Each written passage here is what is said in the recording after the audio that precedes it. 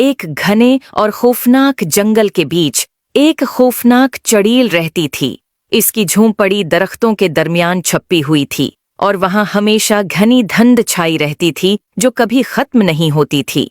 चड़ील अपनी खतरनाक जादुई ताकतों और बच्चों को पकड़कर खाने की बड़ी आदत की वजह से मशहूर थी। करीब के गांव में दो बहादुर बहन भाई माया और अहमद रहते थे। उन्होंने चड़ील के खौफनाक किस्से सुने थे मगर उन पर कभी यकीन नहीं किया। एक दिन दोपहर को उनकी तजस्सुसियत बढ़ गई और उन्होंने काली वादी के किनारे का जायजा लेने का फैसला किया।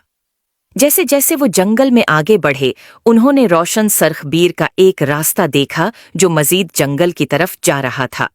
खतरे से बेखबर ये रास्ता उन्हें सीधा चड़ील की छिपी हुई झोंपड़ी तक ले गया।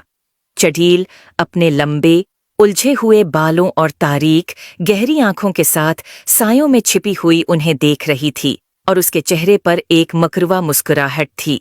उसने एक जादू किया जिससे उसकी झोंपड़ी का दरवाजा खटाक से खुल गया। आओ अंदर आओ प्यारे बच्चों, चड़ील ने एक मीठे अंदाज में कहा। मेरे पास मज़ेदार मिठाइयाँ और जादुई चीज़ें हैं जो तुम्हें दिखाऊंगी। मिठाई के लालच में माया और अहमद अंदर चले गए। झोंपड़ी के अंदर उन्हें एक मेज़ मिली जो हर किस्म की मिठाइयों से भरी हुई थी। जैसे ही उन्होंने खाना शुरू किया उन्हें शदीद नींद आने लगी। चड़ील ने मिठाइयों पर जादू किया था कि वो उन्हें सलाह दें।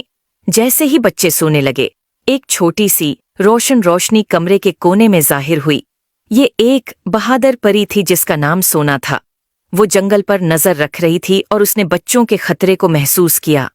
सोना ने अपनी नन्ही छुरी से एक ताकतूर जादू किया जिसने बच्चों पर लगी जादुई नींद को तोड़ दिया। माया और अहमद जाग गए, हैरान लेकिन महफूज थे। सोना ने उन्हें जल्दी से दरवाजे की तरफ रहनुमाई की और उन्हें फरार होने का इशारा दिया।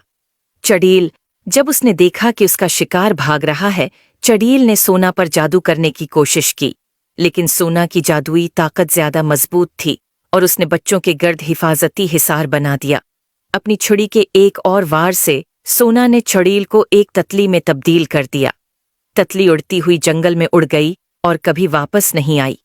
सोना ने मुस्कुराकर बच्चों से कहा, अब तुम महफूज हो।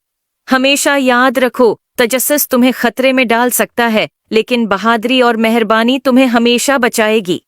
उम्मीद है आपको स्टोरी पसंद आई होगी। Please like and subscribe my YouTube channel.